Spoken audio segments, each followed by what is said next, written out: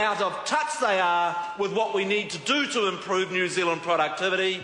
Any member who wants to strengthen the New Zealand economy must vote against this bill.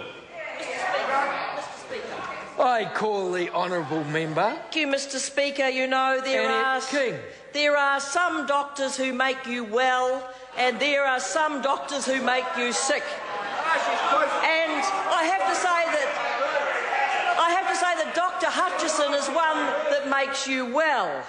We have just heard from Dr. Nick Smith, the master of myths, the master of shonky figures and egregious examples, who's just given us a lofty speech about vital infrastructure in New Zealand and New Zealand going forward.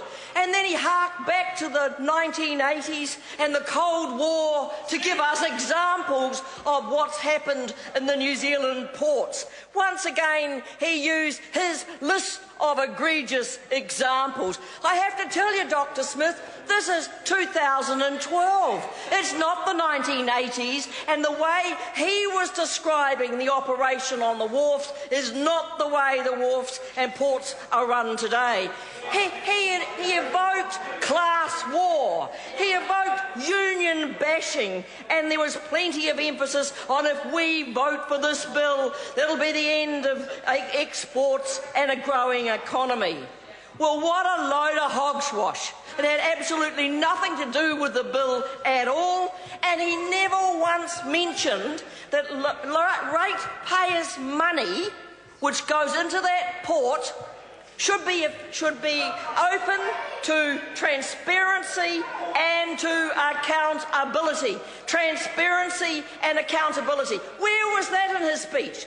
Where was his emphasis on in an open economy like New Zealand, where we pride ourselves in being number 1 or 2 in Transparency International, that we would not, with what this bill does, enable there to be some transparency and openness around the ports of Auckland?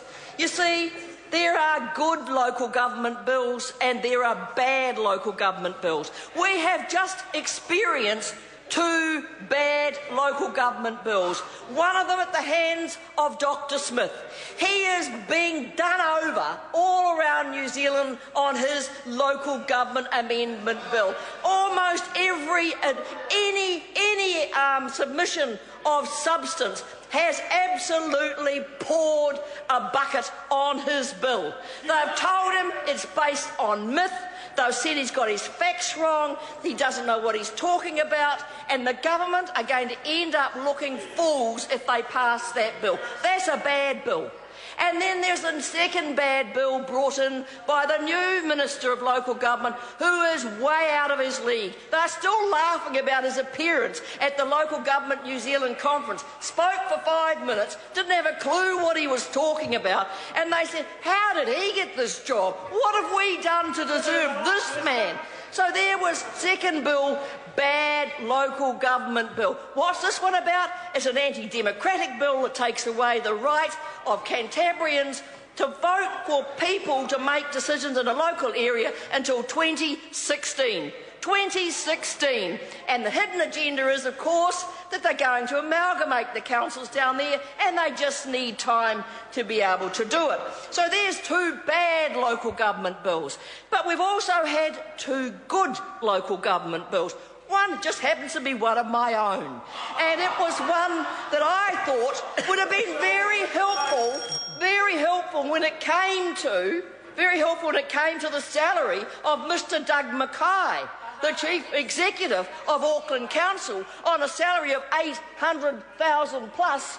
And it might have been a good idea to have had an independent group, an independent person look at that salary, like the higher salaries, like the State Service Commission. Of course, the National Party voted against that sort of openness and transparency. Now we have this bill from Darian Fenton. Well done, Darian Fenton, to bring forward a bill that all it is asking for is for some openness, accountability, and to provide to the people of Auckland some information about what happens within a port company. You know, even a private sector company would provide more information than the ports of Auckland do. You see, they've got a culture of cover-up and covert decision-making, and the lack of confidence in Auckland that's come out of that is something that should worry the government. Have they done anything about it?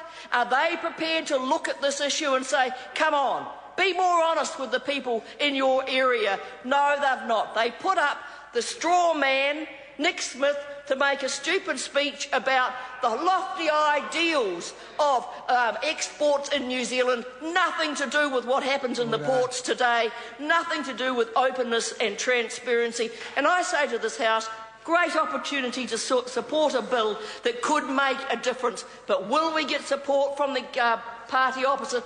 No, we won't. It'll be more cover-up, more covert decision-making. I call the honourable member Nikki Wagner. Thank you very much, Mr. Point of order, Speaker. the honourable member Brendan Horan.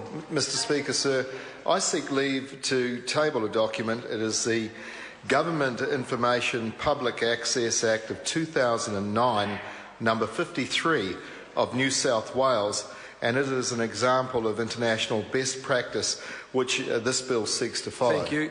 Is there any objection to that course of action being taken? There is. I call the honourable member Nikki Wagner. Thank you.